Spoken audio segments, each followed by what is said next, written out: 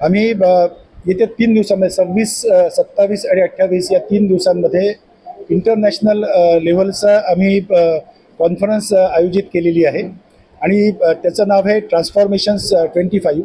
त्याच्यामध्ये artificial intelligence, 3D printing, UI UX ज्या काही डिस्ट्रक्टिव्ह टेक्नॉलॉजीज आहेत, मॉडर्न टेक्नॉलॉजीज आहेत, त्याचा इफेक्ट जो आहे तो कसा पडणार आहे याच्याबद्दलच्या सगळे चर्चा आणि परिचर्चा ज्या आहेत त्या आयोजित केलेल्या आहेत. याच्यामध्ये जवळजवळ 60 टेक्निकल पेपर्स आहेत, त्याचं प्रेझेंटेशन आहे. याच्यामध्ये 15 इंटरनॅशनल एक्सपर्ट्स वेगवेगळ्या आर्किटेक्चरल ऑफिसेसमधनं जगभरातून आलेले आणि रिसर्च ऑर्गनायझेशनमधून आलेले तेही पार्टिसिपेट होणार आहेत. आणि यातनं जे काही होईल त्याची जी समरी आहे, त्याचा जो एसेन्स आहे तो आम्ही पॉलिसी मेकिंगमध्ये वापरायचा प्रयत्न करणार आहोत, आर्किटेक्चर एज्युकेशन आणि प्रोफेशनचा. या कार्यक्रमाचं आयोजन कोणत्या ठिकाणी आहे, किती वाजता आहे, किती दिवसाचं असेल? हे जे आहे ते नवी मुंबईला DY Patil college of architecture तिथे त्यांचं जे ऑडिटोरियम आहे, मोठं ऑडिटोरियम आहे, सेंटर ऑफ एक्सलन्स, तिथे आयोजित केलेलं आहे. उद्या म्हणजे 26 तारखेला 4 वाजता इनॉग्रल सेशन आहे. त्याच्यानंतर 3 इंटरनॅशनल मोठे वक्ते जे आहेत ते डिस्ट्रक्टिव्ह टेक्नॉलॉजीवरती बोलणार आहेत. आणि त्याच्यानंतर 27 आणि 28 या 2 दिवसांमध्ये परत वेगवेगळ्या सेशन्समध्ये त्याची परिचर्चा होणार आहे. असं 3 दिवसांचा हा कार्यक्रम आहे. 28 तारखेला याची सांगतात. सध्या आमच्याजवळ रजिस्ट्रेशन जे आहेत ते आहेत 450 आणि त्याच्यामध्ये आणखीन 150 लोक म्हणजे 600 लोक सध्याच आहेत, प्लस बाकीच्या लोकांचे रजिस्ट्रेशन जे ते अजूनही सुरू आहेत. आणि याचा फायदा जे आहे ते लोक येऊन आणि करून घेऊ शकतात. रजिस्ट्रेशन्स उद्यापर्यंत कार्यक्रम सुरू आहे, पण 4 वाजेपर्यंत जे आहेत ते ओपन आहे. विद्यार्थ्यांसाठी आणि अभ्यासकांसाठी दोघांसाठी ही अतिशय महत्त्वाची परिषद आहे. याचं कारण असं आहे की आपण आर्टिफिशियल इंटेलिजन्सबद्दल सगळ्या फील्डमध्ये बोलतो आहोत आणि इथे आपण जो प्रयत्न करतो तो असा आहे की आर्टिफिशियल इंटेलिजन्स जो आहे तो आता भारतामध्ये कुठल्या पद्धतीने इम्प्लिमेंट व्हावा आर्किटेक्चर एज्युकेशनमध्ये आणि प्रोफेशनमध्ये. त्याच्यामुळे याचा फायदा जो तो खूप मोठ्या प्रमाणात आहे. ऑलरेडी आपल्या जो लोक आहेत की जे कामं करतात, पण आता बाकीचे इंटरनॅशनल लोक त्यांना जोडल्यामुळे आपापसामध्ये ते एकमेकांच्या बरोबर त्यांच्या थॉट प्रोसेसेस एक्सचेंज करतील आणि त्यातनं जे निघणार आहे तो एक सुवर्ण मध्य जो आहे तो असेल आणि त्याचा फायदा जो आहे तो आपल्या संपूर्ण देशाला हा मोठ्या प्रमाणात होणार. सर, मोठे मोठे महामार्ग आहेत, त्याला मोठे मोठे गड्डे पडतात. आता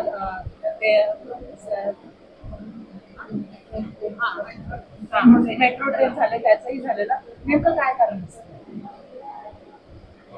2-3 कारणं असू शकतात. ठीक आहे. याच्यात असं आहे की कधी कधी असं असतं की जो प्रकृतीचा जो प्रकोप आहे ना तो बरेचदा खूप वेगळ्या पद्धतीचा असतो आणि तो कधी बरेचदा अँटिसिपेट होत नाही. पण जर डिझाईनचा फॉल्ट असेल तर त्याची काळजी जी ती घ्यायची गरज आहे.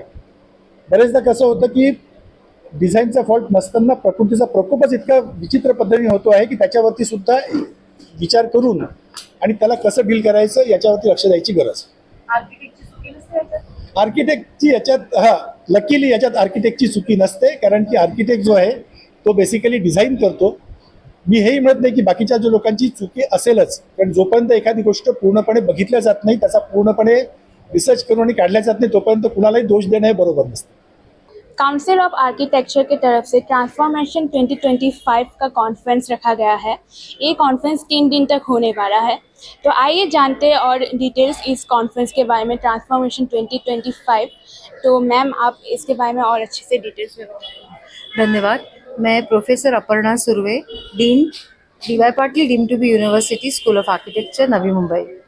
और मुझे बहुत आनंद हो रहा है ये कहने के लिए कि काउंसिल ऑफ आर्किटेक्चर की जो हमारी एपेक्स बॉडी है, जो architecture education and architecture profession, ये दोनों चीज़ों के लिए काम करती रहती है, उन्होंने हमें पाचारण किया।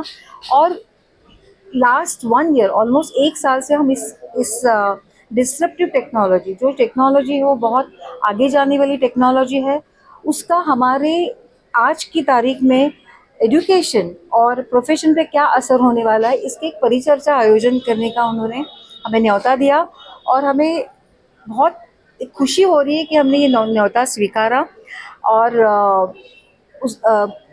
बहुत सारे एक्सपर्ट्स को लेके 1 साल में हमने एक प्रकार के एक आर्टिकुलेटेड ऐसे कॉन्फ्रेंस का नियोजन किया है। और 26, 27 और 28 के दौरान हमारे यहाँ 4 इम्पॉर्टेंट इंटरनेशनल स्पीकर्स आ रहे हैं, जैसे कि Zaha Hadid architects, BIG architects, Norman Foster institute के रिसर्च हेड और ग्लासगो यूनिवर्सिटी के जो हेड ऑफ स्टडीज़ है, वो एक पूरा परिसंवाद हमारे लोगों के साथ कर रहे हैं। थीम के बारे में क्या बोलेंगे? थीम जो जिसको मैं इंग्लिश में कहेंगे वो डिस्रप्टिव टेक्नोलॉजी है। डिस्रप्टिव टेक्नोलॉजी जो ऐसी टेक्नोलॉजी वो एक हमारी विचारधारा जो सालों साल चलती आ रही है उसको एक तरीके से डिस्टर्ब करती है, उसको ब्रेक देती है, और कभी कभी ये ब्रेक की हमें आवश्यकता होती है कुछ बदलाव लाने के लिए। सो हम इसको हिंदी में बदलाव लाने वाली तंत्र विज्ञान ऐसे इसको हम लोग कर सकते हैं, और उसके अंडर आर्किटेक्चर, प्लानिंग, डिज़ाइन, ये जो डोमेन्स है उसका ये बदलाव लाने वाली तकनीक का क्या असर होने वाला है, ये एक परिचर्चा का सूत्र है। युवा आर्किटेक्चर जो भी है उनके लिए क्या आह्वान करना चाहिए? युवा आर्किटेक्चर को मद्देनज़र रखते ही ये कॉन्फ्रेंस का आयोजन किया है, क्योंकि उनके लिए बहुत अलग समय आने वाला है। उनके हाथ में टेक्नोलॉजी है और उसका उपयोग वो कैसे करे, इसके लिए हम उनके हाथ में ये भविष्य देने वाले हैं।